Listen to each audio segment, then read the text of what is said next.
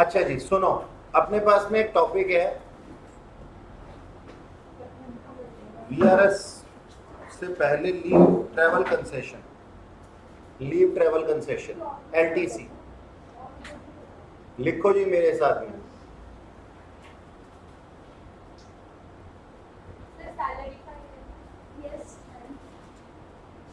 Leave travel, हाँ बेटा salary चाहिए।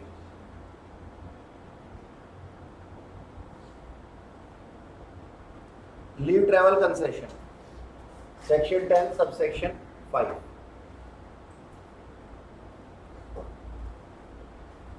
ठीक है जी। रूल 2B समझो इसमें होता क्या है, पहले ना समझो इसको। लिखने लिखने के लिए तो बाद में लिख लेंगे हम। ये क्या होता है इसमें है ना, बोलता है एम्प्लॉयर अपने एम्प्लॉय को कि आप जाओ और घूम करके आओ अपने परिवार के साथ। ठीक है जी। अब वो घूमने जाएगा तो जितना भी उसके ट्रैवलिंग का एक्सपेंडिचर होगा वो कौन बियर करेगा? वो अपने पास में एम्प्लॉयर बियर करेगा। अब ये ट्रैवलिंग किस तरीके से की जाती है और किन के साथ की जाती है, पहले उस चीज को देखना। तो सबसे पहले ट्रैवल कैसे परफॉर्म की जा रही है? अगर एरोप्लेन से की जा रही है बाय एयर तो हम कहते हैं up to economy class of government undertaking.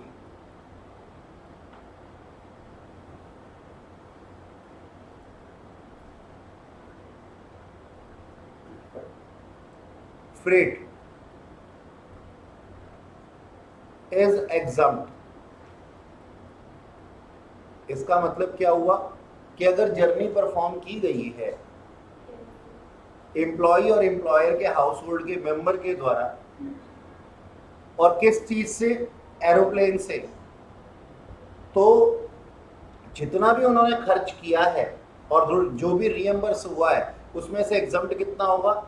Economy class fair. अब देखो तुम्हारे पास में, तुम्हें पता होगा business class, economy class, general, पता नहीं कौन कौन सी क्लासेस जो है एरोप्लेन में होती है, लेकिन बिजनेस क्लास सबसे टॉप मोस्ट होती है। तो मान लो बिजनेस क्लास का जो किराया था वो था 20,000 रुपए एक साइड का। आना और जाना हमने क्या कर दिया? Multiplied by 2। ये ओके है? ओके, ठीक है। तो 20,000 एक तरफ की टिकट थी, मल्टीप्लाई बाय 2 क्योंकि आना और जाना। ठीक है।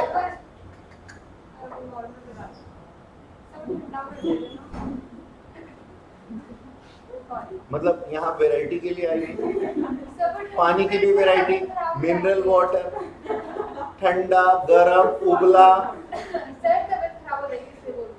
हम यहाँ पढ़ने के लिए इकट्ठे हुए हैं, मेन मोटिव ये है, इस पे कंसंट्रेट करो। पानी जैसा मिल जाएगा पी लेंगे।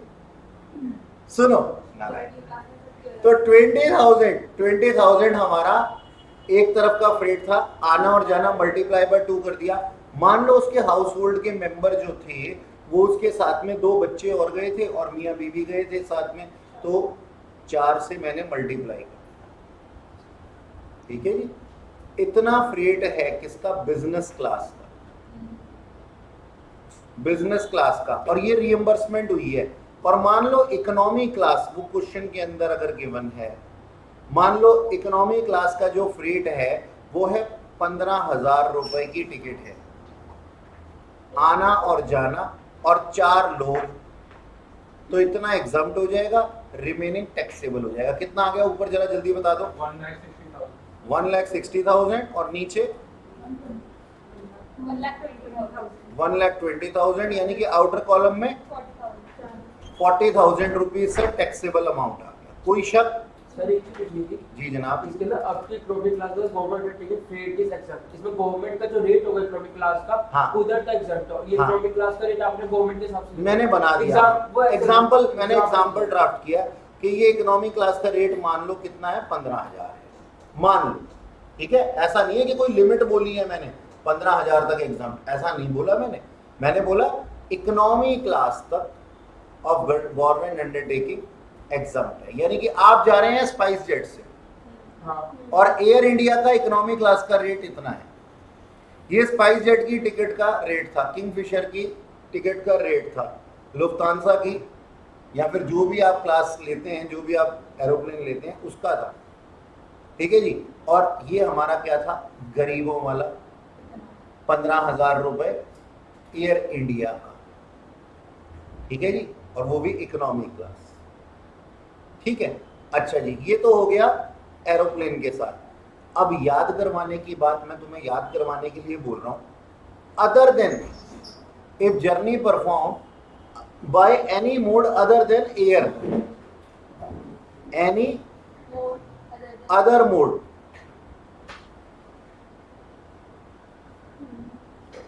Fully exempt. क्यों फुल्ली एग्जम्प्ट क्यों? मैं इसका ना अंदर की कहानी बताता हूं, कभी बाद में तुम मॉड्यूल के अंदर पढ़ करके और बोलोगे सर आपने तो ये बताया ही नहीं। लिखा गया है कि अगर जर्नी परफॉर्म की जा रही है by railways then first class freight is exempt. तो फर्स्ट क्लास ही एग्जम्प्ट हो गया, AC class, first class, by whatever name called, सारा का सारा एग्जम्प्ट हो गया, तो टैक्सेबल रह क्या गया। अच्छा, फिर तीसरे में कहा जाता है if journey is not performed by train it is performed by recognised mode of transport. अब रिकॉग्नाइज्ड मोड ऑफ ट्रांसपोर्ट क्या होता है? कोई भी हो सकता है जी। रिकॉग्नाइज्ड मोड ऑफ ट्रांसपोर्ट क्या हो सकता है? जैसे कि कार हो सकती है, जैसे कि आपकी बस हो सकती है, ठीक है जी, ये सारी चीजें हो सकती हैं। और रिकॉग्नाइज्ड मोड ऑफ ट्रांसपोर्ट में भी फर्स्ट क्लास, यानी कि अगर आप बस से जा रहे हैं सुपर डीलक्स से जाओ, एग्जम्प्ट है। और फिर बोला जाता है if recognised mode of transport is not there then we will assume that journey performed by way of railways. और रेलवेज का वे के रूल्स क्या कहते हैं कि फर्स्ट क्लास एग्जम्प्ट है।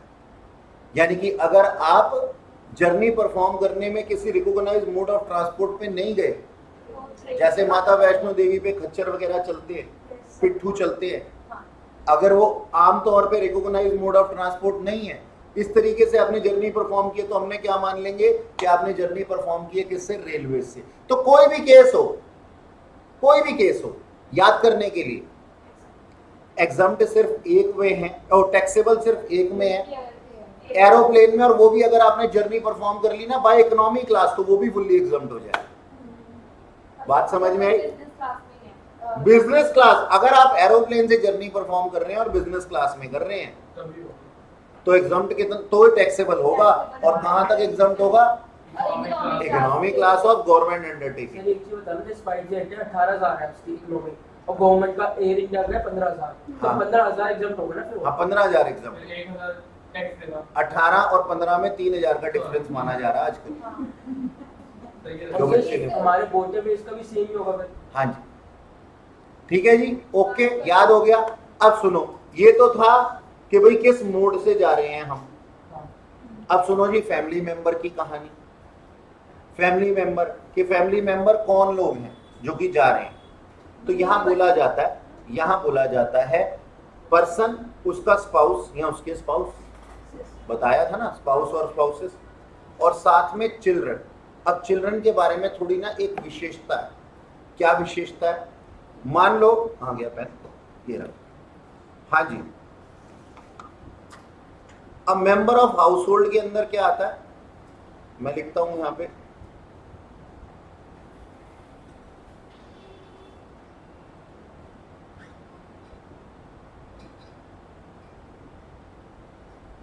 पहले मैं बात कर रहा हूं जी स्पाउस की।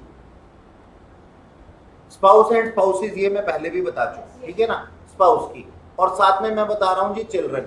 अब चिल्ड्रन के अंदर है ना थोड़ा सा कुछ अलग है, उसको समझना है हमने।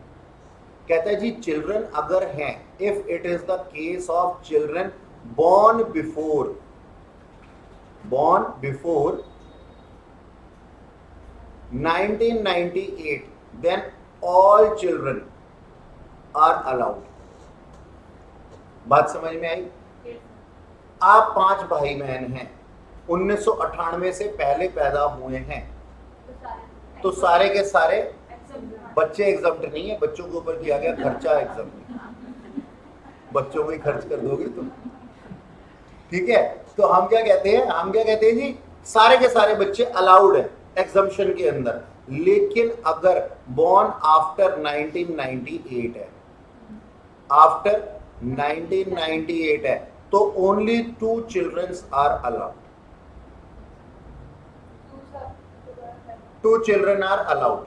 और एक बात और सुन लो, मान लो उस पर्सन के 1998 से पहले 7 बच्चे थे और 1998 के बाद में 2 बच्चे फैमिली प्लानिंग की वजह से, तो ये 1998 से पहले के सारे बच्चे और 1998 के बाद में 2 बच्चे, तो सारे एग्जाम्प्ट हो गए, बच्चे नहीं, अगेन वही अमाउंट उनके ऊपर किया गया खर्चा। अब एक और बात सुनो, आफ्टर 1998 के लिए है ये, कहता फर्स्ट बर्थ हो गया बच्चे का, ये एक प्यारा सा गंदा सा बच्चा जिसके की बाल ऐसे उड़ रहे थे, ये आ चुका है दुनिया में।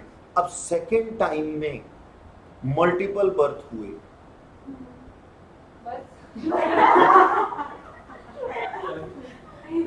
सर ये क्या किया आपने, मल्टीपल बर्थ बोला है मैंने, ट्विंस नहीं बोला।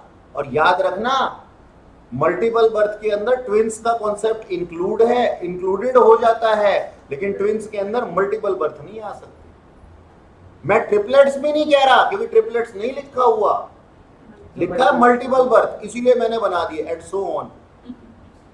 एक ही, ये सारे के सारे एक ट्रीट किए जाएंगे, एक बच्चा ट्रीट किया जाएगा।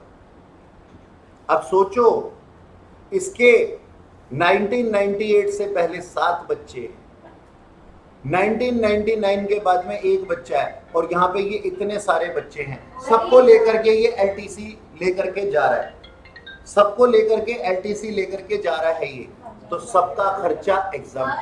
मल्टीपल बर्थ एक ही टाइम पे हुए हैं, मल्टीपल बर्थ एक ही, तभी 1 चाइल्ड। मल्टीपल बर्थ ऐसा होता नहीं है, या होता है, अगर नेचर है किसी के साथ हो भी जाए। फराह खान के ट्रिपलेट्स नहीं हुए क्या? तो सर अभी तो कह रहे हो, अरे यार मैं मल्टीपल बर्थ लिखा है तो मल्टीपल बर्थ ही बोलूंगा, मैं ट्रिपलेट्स नहीं बोलूंगा, ना ही मैं ट्विंस बोलूंगा। लेकिन यहाँ पे लॉ में ये लिखा हुआ है, इसको बात को समझो। क्या ये चीज पहले वाले के बाद में अलाउड थी? नहीं। मतलब अगर फर्स्ट टाइम पे ये बहुत सारे मल्टीपल बर्थ होते तो फैमिली कंप्लीट, बात खत्म। सेकेंड टाइम के लिए चांस ही नहीं बचता कि अगर फैमिली प्लानिंग को देख रहे हैं हम, तो अगर हम फैमिली प्लानिंग को देख रहे हैं और फर्स्ट टाइम पे ही आप भी, आपके भी घर में कोई भैया भाभी होते हैं, उनके कोई ट्विंस हो जाते हैं, तो आप कॉन्ग्रेचुलेट करके साथ में आजकल यही बोलते हैं, चलो फैमिली कंप्लीट। नालायक को ऐसे मत बोलो, नहीं, मतलब कहने का मतलब जो बड़े बुजुर्ग होते हैं बोलते हैं। तो अगर फर्स्ट टाइम पे ट्विंस हो गए हैं या मल्टीपल बर्थ हो गए हैं, तो फिर ये कॉन्सेप्ट सिर्फ सेकंड वाले बेबी के साथ में है मल्टीपल बर्थ का, कि अभी फैमिली कंप्लीट नहीं हुई थी, 1998 के बाद की बात कर रहा हूं। सेकंड चांस के लिए अंदर क्या नाम है, ये बेबी था और ये मल्टीपल बर्थ में आ गया, तो इसको 1 काउंट करेंगे, और ये वाला बेबी और ये सारे बेबी 2 बेबी काउंट किए जाएंगे। तो फिर हाँ, फिर बात खत्म हो जाएगी, फिर सेकंड टाइम के लिए हमने छोड़ना ही नहीं, क्योंकि फैमिली प्लानिंग को देखना है ना बेटा हमने। फैमिली प्लानिंग में अगर फर्स्ट टाइम पे किसी के मल्टीपल बर्थ हो जाते तो बात ही खत्म हो जाती। दो मानते बेटा, क्योंकि ये चीज जो है ना सेकंड टाइम के लिए लिखा हुआ कि मल्टीपल बर्थ को 1 मानेंगे, फर्स्ट टाइम के लिए नहीं लिखा हुआ। ये बात समझ में आई? ये चिल्ड्रन का कॉन्सेप्ट है ना, ये मेन है इसके। सर फिर उसमें से बाकी के 2 एग्जांपल देंगे, बाकी के 5 वो टेक्निकल हो जाएंगे, ऐसा नहीं फिर वो सारे एग्जांपल देंगे? नहीं, वो जो आप कह रही हैं फर्स्ट केस में वो ठीक होगा कि पहले 2 एग्जाम्प्ट हो जाएंगे और बाकी सारे टेक्स्ट। चलिए जी, अच्छा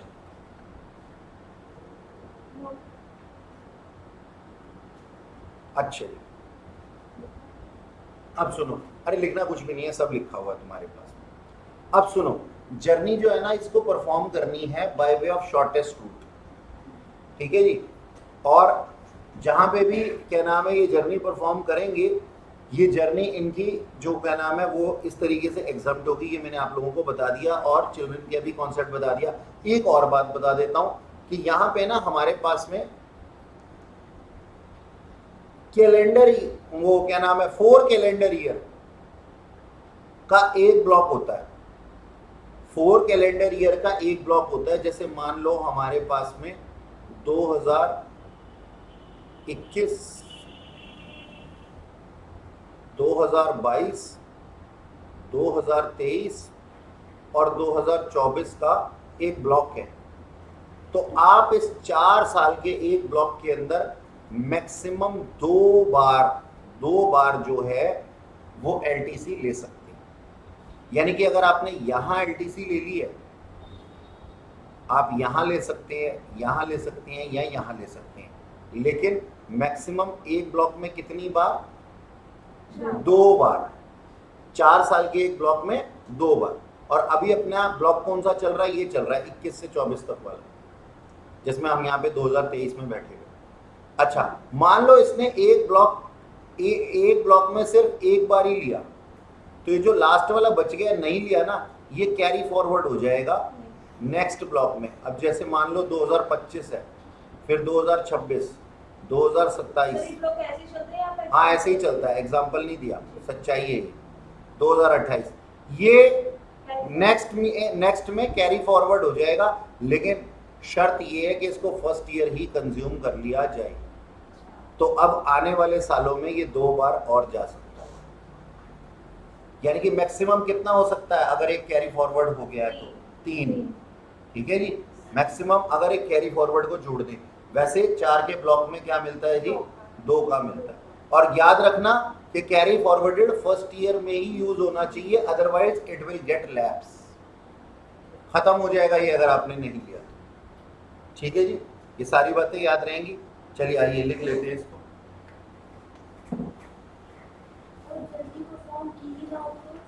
जर्नी परफॉर्म ना की हो तो ये बच्ची ने ना मेरा दुख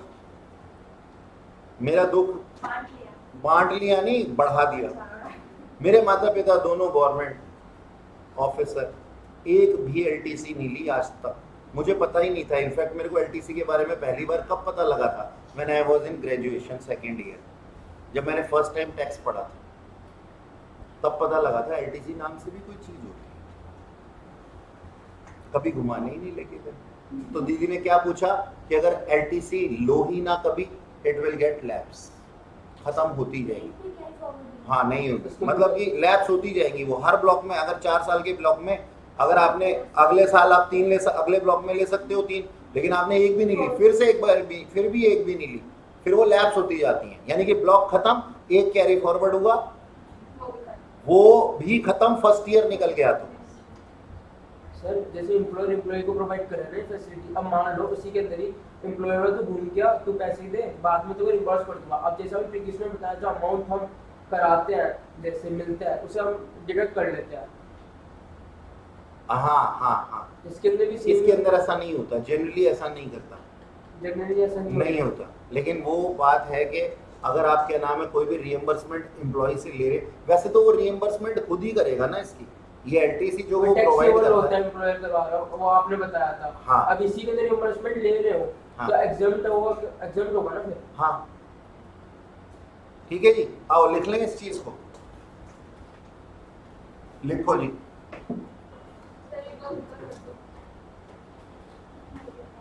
अच्छा यहाँ पे ना चिल्ड्रन के अंदर लिख लेना डिपेंडेंट इंडिपेंडेंट,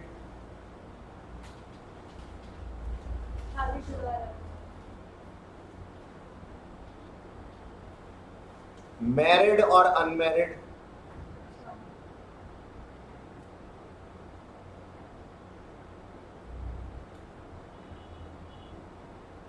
ठीक है जी, लिख लिया आपने? अच्छा पेरेंट्स,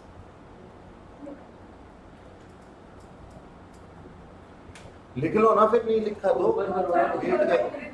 अच्छा ऊपर से ही नहीं लिखा, parent brother sister,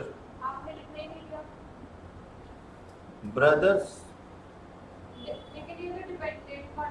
and sisters, हाँ प्रोवाइडेड डिपेंडेंट वाले, ठीक है। पेरेंट्स भी डिपेंडेंट वाले। अच्छा सुनो ना, मैं तुम्हारे को लिखवा देता हूँ ना तसल्ली से, आप इसके पीछे क्यों भाग रहे हो? तो गंदा गंदा सा लिखा हुआ है। मैं ये सही लगा। मैं साफ सुथरा लिखवा देता हूँ।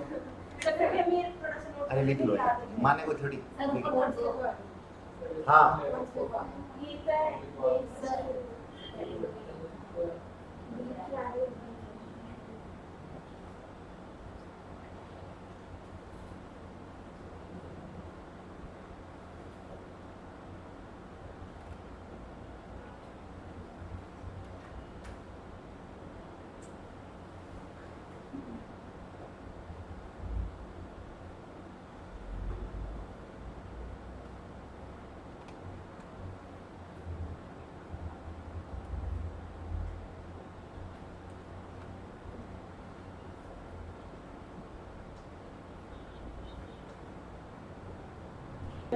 अच्छा चलो लिखेंगे। हाँ लिखो बेटा लिखो, लिखो जी। ऊपर वाला तो हमने लिख लिया था, ठीक है। जनरल प्रोविजन नंबर 1 लिखो, general provision. In some cases the employer provide, लिखिएगा, in some cases the employer provide leave travel concession to his employee to go on leaves to any place in India,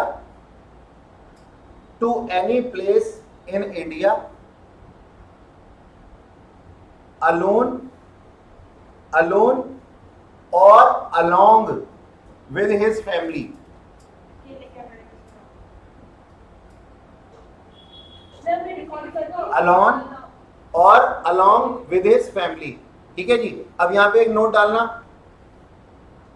family means, और ये सब कुछ लिख दो।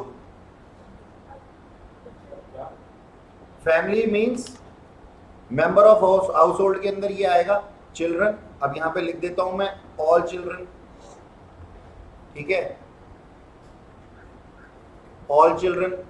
और ये after 1998 only 2 children, और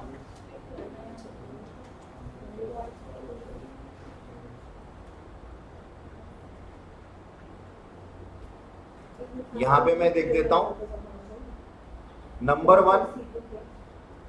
तो ये जो पॉइंट था ना ओनली 2 चिल्ड्रन, इसके अंदर if it is the case of second child with multiple birth,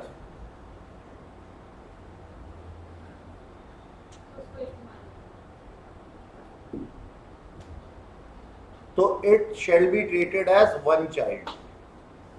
लिखना है क्या हाँ ये ऐसा लिख लो ना, बना लो, मेंबर ऑफ हाउस होल्ड का मतलब समझ लो। तो फर्स्ट का भी ये सोचा, फर्स्ट में मल्टी नहीं बेटा, फर्स्ट में अगर मल्टीपल चाइल्ड हो गया, सेकंड में टैक्सेबल होगा। हाँ फिर वो टैक्सेबल हो फर्स्ट के जाएगा। अंदर वो मल्टीपल, फर्स्ट के अंदर मल्टीपल चाइल्ड का कॉन्सेप्ट नहीं है, सेकंड के लिए है। अब मान लो वन के अंदर ही 99, तो फिर बात ही खत्म हो गई ना फिर। मतलब वो एग्जाम हो गया ना मेरा। हाँ मान लो ये जो मल्टीपल वर्ड है ना, पहले में 5 बच्चे हो गए। हाँ, तो पहले 2 एग्जाम्प्ट हैं, रिमेनिंग 3 टैक्सेबल, अच्छा, मुझे लगा कि इन 5 को 2 मान। ठीक है। आगे लिखो जी, आगे लिखो quantum of exemption. Quantum of exemption के अंदर ये लिखो फर्स्ट और second point. Quantum of exemption के अंदर फर्स्ट और सेकंड पॉइंट लिख लो ये।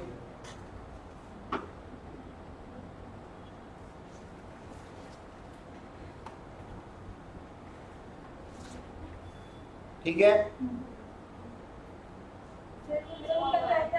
लिखा हुआ है ना क्वांटम ऑफ एग्जम्पशन, ये एग्जम्प्ट है फर्स्ट और second point. If journey perform by aeroplane और any other mode,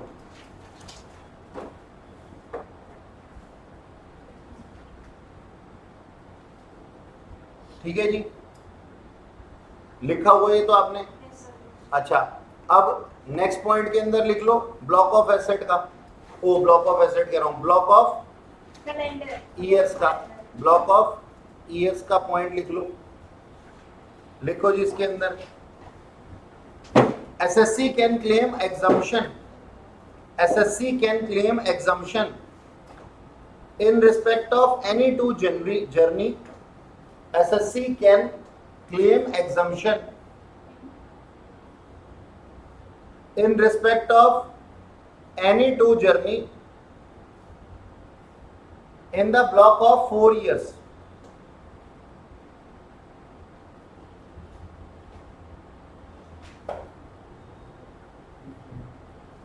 And in case of non-utilization of one journey,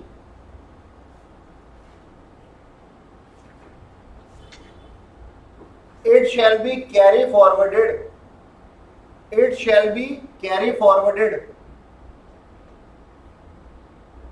to next block of 4 years, provided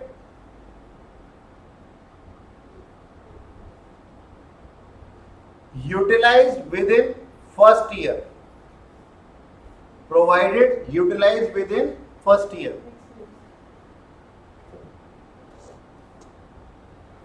ठीक है जी। अब एक रेड पेन से note लिखना, रेड पेन से, अगर है तो ठीक है, वरना लिख लो वहां पे रेड पेन नोट लिखो जी। सर एक मिनट रुक जाओ। If LTC is encashed without performing any journey,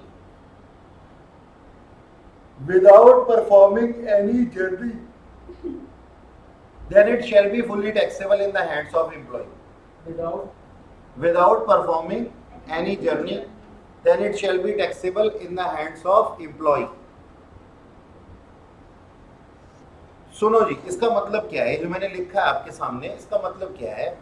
treatment of tax paid by employer on behalf of employ. मान लो एक मिनट के लिए आप लोग मेरे से सैलरी ले रहे हो, आपने मुझसे सैलरी ली और आप सैलरी के ऊपर टैक्स पे कर रहे हो, तो मुझे ना बड़ा दुख रहा है, हाय आपके पैसे क्यों लग रहे हैं?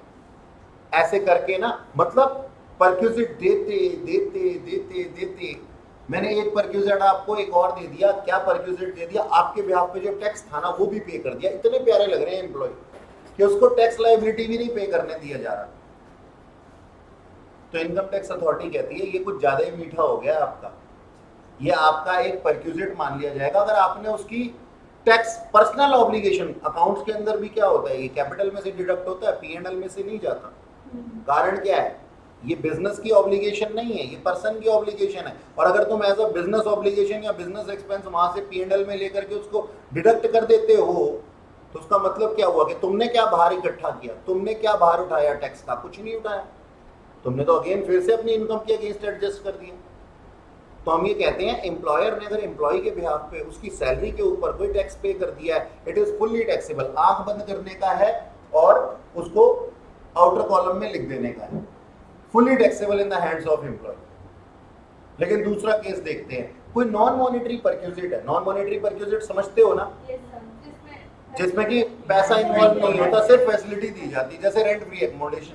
ठीक है जी। तो हमने क्या बोला जी, अगर नॉन मॉनेटरी परक्यूजिट कोई दिया गया है और उसके ऊपर जो टैक्स बनता था वो एम्प्लॉयर ने पे कर दिया है एम्प्लॉय के बिहाफ पे, तो कहते हैं सेक्शन 10 सबसेक्शन 10 CC के अंदर आने वाली लिमिट तक तो ये एग्जम्प्ट है, उसके ऊपर अगर पे कर दिया है तो वो टैक्सेबल है। अब हमने कहा ये सेक्शन 10 सबसेक्शन 10 CC की लिमिट कहती क्या है ये भी बता दो। तो यहाँ देखो क्या लिखा हुआ है कि हमारे पास में क्या कहती है ये लिमिट। ये कुछ नहीं है, ये सिर्फ एक प्रोपोर्शनेट अमाउंट है, प्रोपोर्शनेट अमाउंट है, ये एक प्रोपोर्शनेट अमाउंट है। कैसे? हमने क्या लिखा? हमने ये लिखा, सुनो जी, हमने क्या लिखा? हमने ये लिखा कि आपकी, ये क्या हो गया इसमें?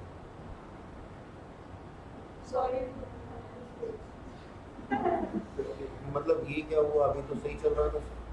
हाँ आ गया। देखो देखो देखो, ये प्रोपोर्शनेट अमाउंट है, आपकी total income excluding this perquisite.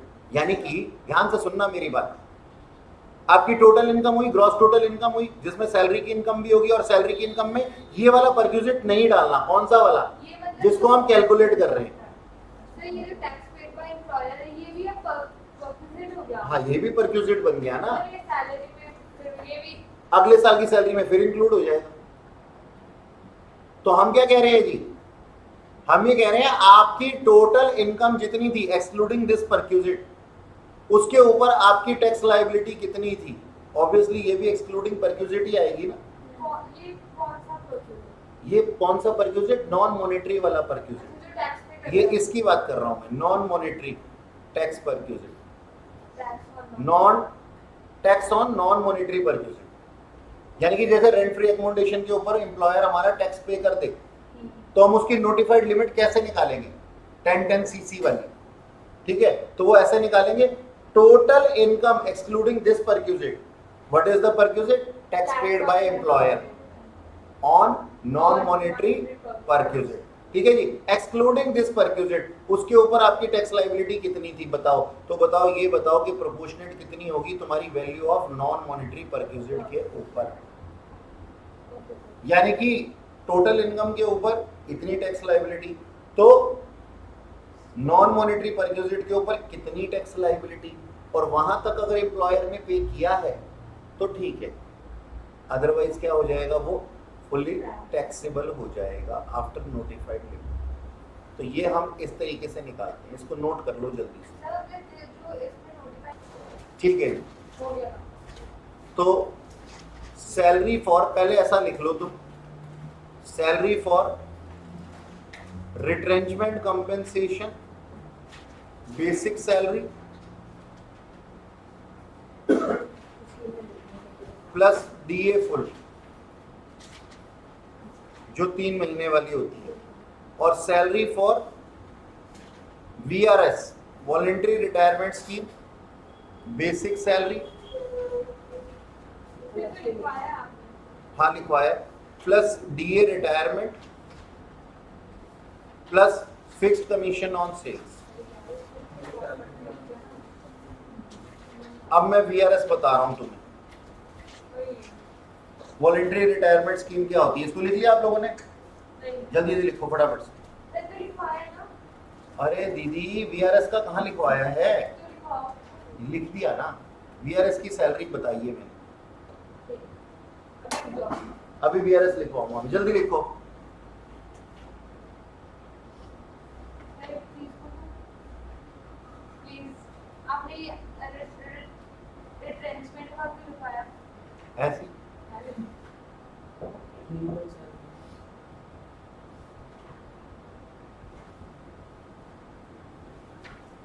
चलें जी, चलें आगे। नहीं, एक मिनट। अरे इसमें इतना क्या दिमाग लगा रहे हो? अब ग्रुप में चलो वीआरएस का मतलब तो सुन लो।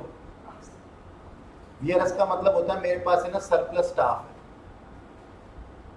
सरप्लस स्टाफ है, और मैं एक स्कीम लेकर के आया हूँ, वॉलंटरी रिटायरमेंट स्कीम, जिसका कि नाम है शेक हैंड स्कीम।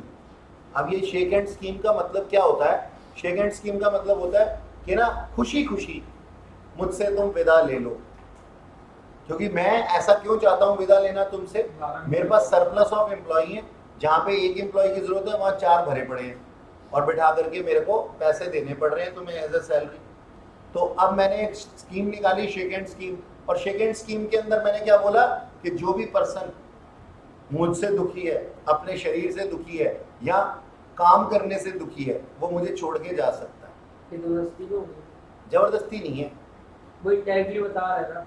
ऐसा नहीं कह रहा हूँ। कहने का मतलब ये है, कहने का मतलब ये है कि वीआरएस की स्कीम के अंदर हम ये कहते हैं, आपको अगर आप चाहें तो अपनी एक एज अटेन करने से पहले, एज अटेन करने के बाद तो आपकी सुपर एन्युएशन होनी ही है, उससे पहले अगर आप चाहो तो आप रिटायरमेंट ले सकते हो। और लेकिन ये तभी निकालता हूं मैं स्कीम जब मेरे पास में सरप्लस स्टाफ होता है, नंबर 1। नंबर 2, जो सरप्लस स्टाफ मैं निकालूंगा ना वीआरएस की वॉलंटरी रिटायरमेंट स्कीम के अंदर, उसको है ना दोबारा से नहीं रिफिल किया जा सकता। सपोज मैंने 100 एम्प्लॉई थे, अब 25 ही रखने हैं, 75 को निकाल देना है, तो ऐसा नहीं है पुराने वाले एम्प्लॉई को निकाल रहा हूँ और नए वाले रिक्रूट कर रहा हूँ, फिर तो एक्सप्लॉयटेशन दिखाई दे रही है सामने। ये क्या सरप्लस था जो तुमने एक बार को कम किया और फिर वापस से दोबारा से उसको ले आए, फिर तो एक्सप्लॉयटेशन दिखाई दे रही है। फिर तो मुझे दिखाई दे रहा है कि वो जो बुड्ढा रिटायर हुआ है, वो जो बुड्ढा तुमने रिटायर कर दिया जबरदस्ती, वो 1 लाख रुपए ले रहा था और तुम्हें मार्केट से 30-30 हजार रुपए वाले छोटू मिल गए हैं, इसलिए तुम वीआरएस की स्कीम लेकर के आए थे। सच्चाई यही है, कॉर्पोरेट वर्ल्ड में यही होता है। चार्टर्ड अकाउंटेंट बनने के बाद सिक्योर मत हो जाना अगर अपनी वैल्यू ना बना पाओ तो। सच्चाई यही है। कभी तुम सोचो कि हम तो चार्टर्ड अकाउंटेंट बन गए, अब तो जिंदगी गुलजार है, किसने बोला ऐसा? उसके बाद वहां टिके रहना बहुत मुश्किल है। हाँ, आपको ऐसा चलेगा, ऐसे ना आप टिप देते हैं। उससे क्या होगा? आप बदलते रहना है। मैं सिर्फ टैक्स की टिप दे सकता हूँ, जिंदगी को तो आपको ही करना है ना, प्रैक्टिस करो। हैंडल करना है। अच्छा खैर छोड़ो। तो ये है हमारी वीआरएस की स्कीम। अब सुनना मेरी बात जरा ध्यान से, बहुत ही आसान है कि भाई वीआरएस की स्कीम के अंदर हमारी एग्जम्पशन लिमिट कितनी है। लो एक सेकंड में लिख करके खत्म कर देते हैं कि एग्जम्पशन, पहले तो इसको ना लिख लो, taxability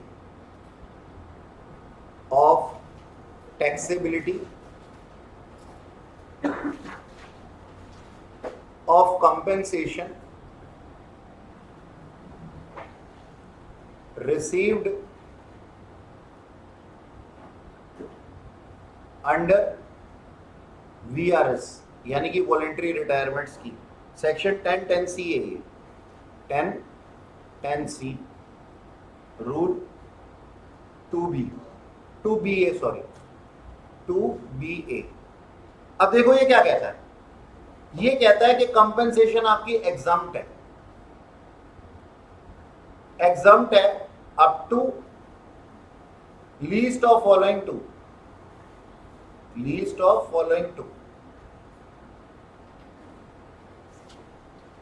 number 1, actual amount receive,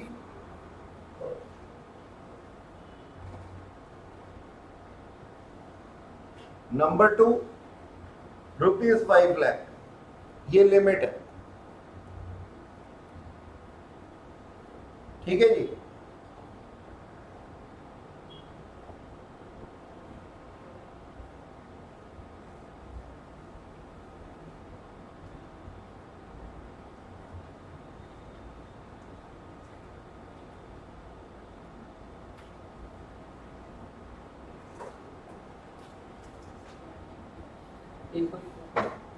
provided और नहीं है, प्रोवाइडेड, अब कृपया ध्यान दें, प्रोवाइडेड यानी कि इतने तक अमाउंट एग्जम्प्ट है। प्रोवाइडेड कुछ शर्तें हैं, शर्त क्या है सुनना जरा ध्यान से।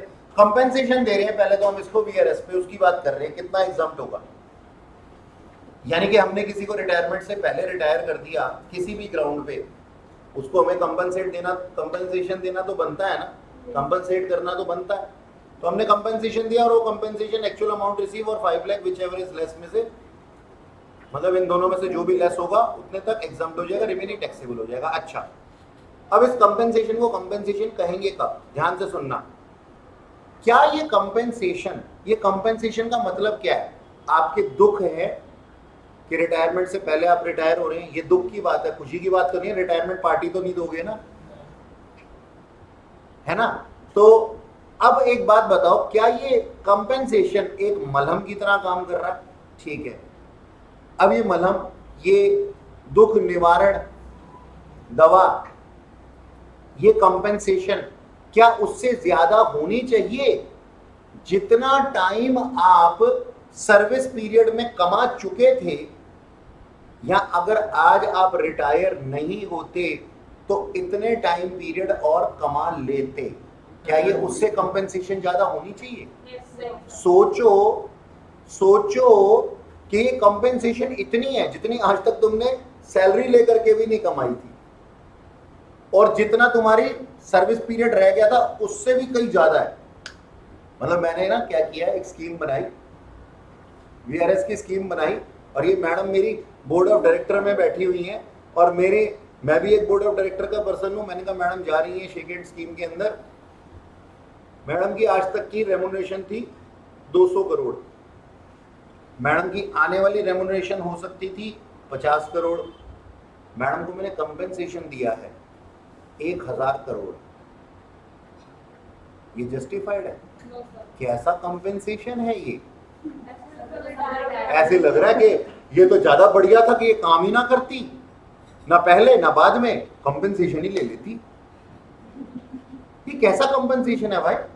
लॉजिकली बात समझ रहे हो कि ये स्कीम के अंदर वो बोलना क्या चाह रहा है, कहता है ये एग्जम्पशन अवेलेबल है लेकिन शर्तें हैं कि भाई जितना टाइम पीरियड आप काम कर चुके थे या जितना टाइम पीरियड आप काम कर सकते थे उससे ज्यादा अमाउंट नहीं हो सकता। ये अब मैं डिफाइन करूंगा इस चीज को कि जितना पीरियड तुम काम कर चुके थे उसका कितना अमाउंट लेना है और जितना पीरियड तुम काम कर सकते थे उसका कितना अमाउंट लेना है। बात समझ में आ गई? तो जो पास्ट में बीत गया, जो ले चुका था, उसको कैसे डिफाइन करूंगा? उसको डिफाइन करूंगा जी इस तरीके से। लिखिए 3 times multiplied by retirement benefit salary, retirement benefit salary. अच्छा यहां पे लिखते हैं सैलरी पर मंथ। खाम में क्यों कि हम कॉम्प्लिकेटेड बनाना, और सैलरी का मतलब मैंने तुम्हें वैसे ही ऊपर बता दिया, ठीक है, multiplied by number of years completed, number of years completed.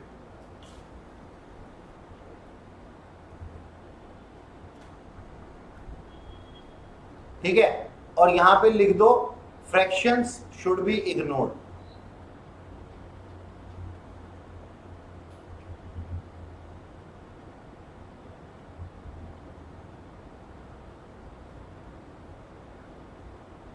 इसका मतलब क्या हुआ? 17 साल 8 महीने का मतलब क्या है? 17 साल। सर ये क्या लिख दिया आपने? 3 times into salary per month. Salary का मतलब बता दिया मैंने तुम्हें, BCD। तो 1 महीने की सैलरी लेंगे, मल्टीप्लाई करेंगे 3 से, तो यहां पे लिखा पता है क्या हुआ है? 3 month retirement benefit salary prior to his retirement for each number of year he has completed. यानी कि जितने साल तू काम कर चुका है उस हर एक साल की 3 महीने की सैलरी से ज्यादा ये कंपेंसेशन नहीं होना चाहिए। नंबर 1 ये कहता है।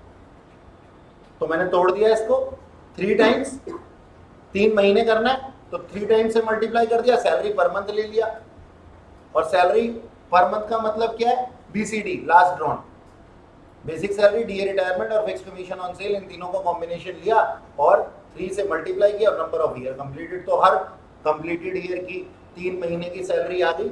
अच्छा जी, नंबर 1 ये आ गया। Number 2 balance month of service left. अब वहां क्या लिखा हुआ है? Balance month of service left. ठीक है जी, तो हम क्या कहते हैं यहाँ पे? Retirement benefit salary per month at the time of retirement. चलो मैं लिख देता हूँ, सैलरी सैलरी क्या कह रहे हो बेटा? हाँ, salary per month multiplied by number of months of service yet to completed।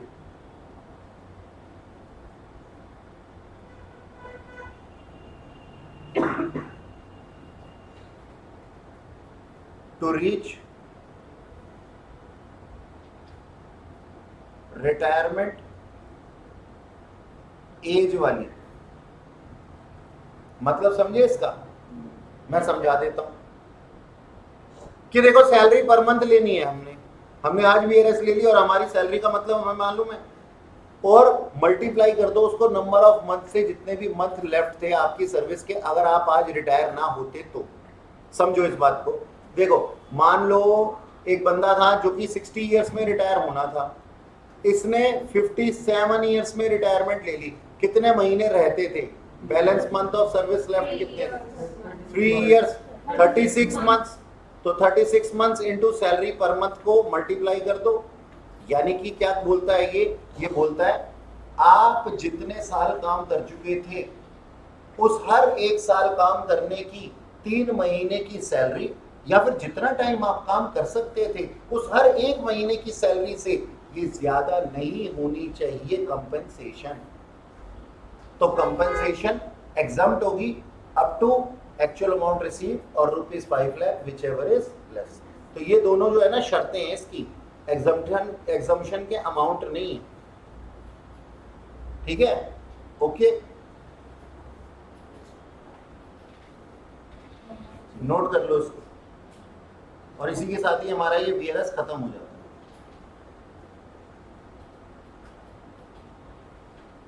तो बीआरएस मतलब फर्स्ट वाले से 3 टाइम्स होना चाहिए ना?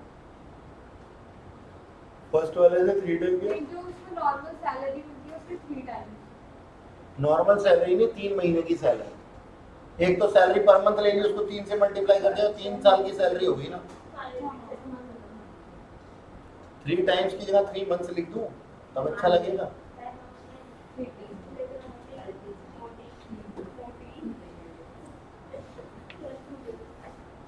ऐसे शक करने लगते हैं घर वाले। अच्छा सुनो जी, डिडक्शंस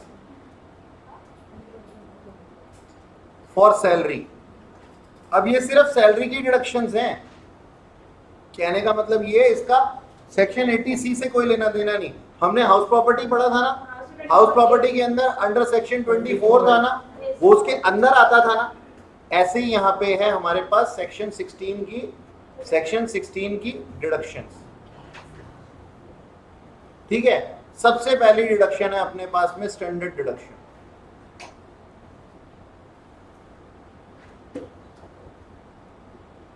स्टैंडर्ड डिडक्शन क्या कहती है? स्टैंडर्ड डिडक्शन कहती है अमाउंट रिसीव्ड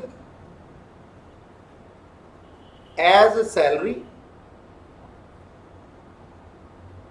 और ₹50,000 which ever is less per annum. Salary में जो बेसिकली विच एवर नहीं बेटा, एक सेकेंड ठहरो, विच एवर इज लेस।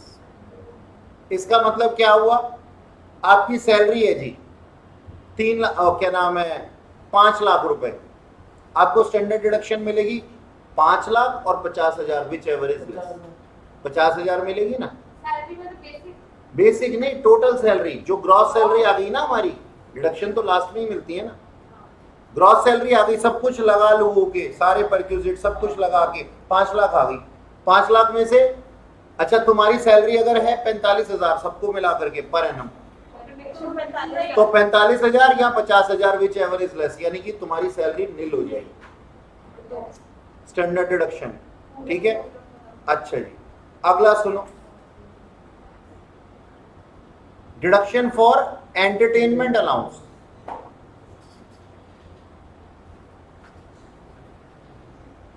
इसमें तीसरा है, वो भी है। क्या हाँ सर, दो सर जगह उस हिसाब से। क्या? हाँ, तीसरा भी, बट इधर मैंने ऐसे बनाया नहीं। कोई बात नहीं, जैसा मर्जी बना लो। और ये employment tax,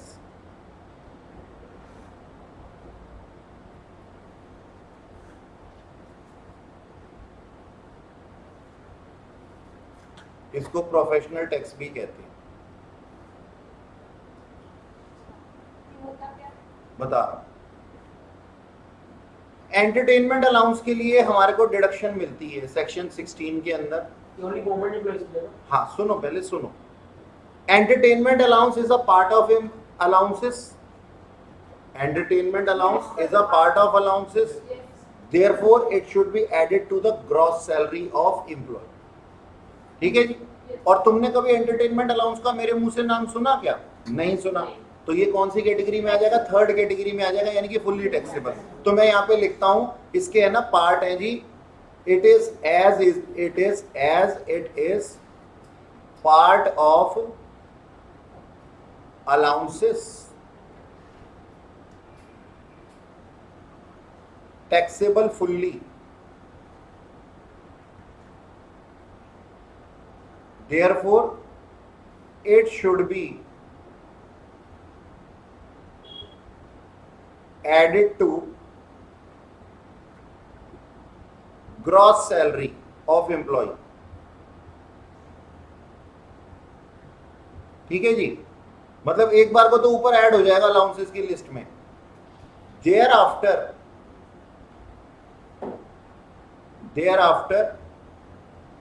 deduction under section 16 allowed to government employee only.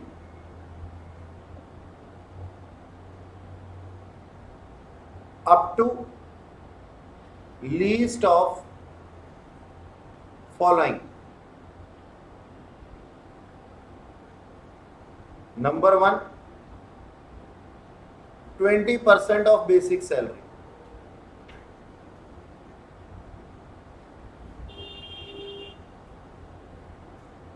Number 2,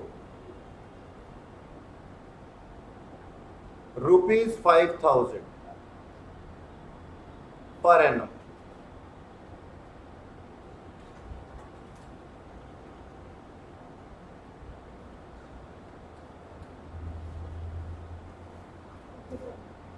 ठीक है जी, यानी कि ऊपर ऐड तो सबके में ही होगा, नॉन गवर्नमेंट एम्प्लॉय में नीचे डिडक्शन नहीं मिलेगी, नॉन गवर्नमेंट एम्प्लॉय में नीचे डिडक्शन नहीं मिलेगी, ठीक है जी, और गवर्नमेंट एम्प्लॉय को डिडक्शन मिलेगी जो दोनों में से छोटा होगा 20% ऑफ बेसिक सैलरी और रुपीज 5,000 पर एनम। अच्छा, अब सुनो, और ये जो तीसरा है ना एम्प्लॉयमेंट टैक्स, इसके अंदर गन मत मचाना, इसको नीचे लेकर के आना।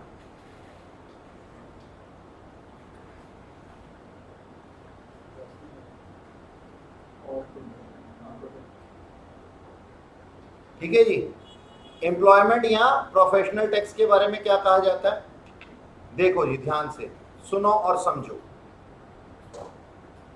ये पहले है क्या, प्रोफेशनल टैक्स इंपोज किया जाता है सेंट्रल गवर्नमेंट के द्वारा एम्प्लॉय पे, प्रोफेशनल टैक्स के नाम से या फिर एम्प्लॉयमेंट टैक्स के नाम पे, और सेंट्रल गवर्नमेंट चार्ज नहीं कर सकती 2500 रुपए पर एनम से ज्यादा नहीं चार्ज कर सकती, इंपोज ही नहीं किया जा सकता 2500 रुपए पर एनम से ज्यादा। ठीक है जी, डन, ये बात समझ में आ गई। अच्छा, अब ये बोला जाता है कि अगर एम्प्लॉयमेंट टैक्स पे किया गया है एम्प्लॉयर के द्वारा on behalf of employ, then it is fully taxable in the hands of employee as a taxable perquisite. We have already done, अब ये भी किया हमने, है ना जी, तो ये fully taxable हो जाएगा जितना अमाउंट एम्प्लॉयर ने एम्प्लॉय के बिहाफ पे पे कर दिया। If nothing is paid by employer on behalf of employee, तो उस केस में क्या होगा, उस केस में सर ये हमारी ग्रॉस सैलरी का पार्ट नहीं होगा क्योंकि ऊपर कोई परक्यूजिट ही नहीं है। But in both the cases means if employer paid it on the behalf of employee or it is totally paid by employee, or if it is the case of partial payment by employer and partial payment by employee, employee can get deduction under section 16 up to 2500 per annum। कहने का तात्पर्य क्या है, employer ने पे किया तो उसकी ग्रॉस सैलरी में जुड़ जाएगा, एम्प्लॉयर ने पूरा पे किया तो पूरा का पूरा जुड़ जाएगा, जितना पे करेगा उतना जुड़ जाएगा उसकी ग्रॉस सैलरी में, और नीचे डिडक्शन कितने की मिलेगी, जितना एम्प्लॉय के नाम पे भरा गया है, चाहे एम्प्लॉयर ने पे किया हो चाहे एम्प्लॉय ने खुद पे किया हो। यानी कि डिडक्शन किसकी मिलेगी, पेड बाय एम्प्लॉयर और पेड बाय एम्प्लॉय, लेकिन ऊपर ऐड कौन सा वाला अमाउंट होगा, पेड बाय एम्प्लॉयर वाला है, वही परक्यूजिट होगा ऊपर, मतलब ग्रॉस सैलरी में। हाँ, तो मैं इसको यहां पे लिखता हूं, any part, any amount of employment tax या फिर professional tax paid by employer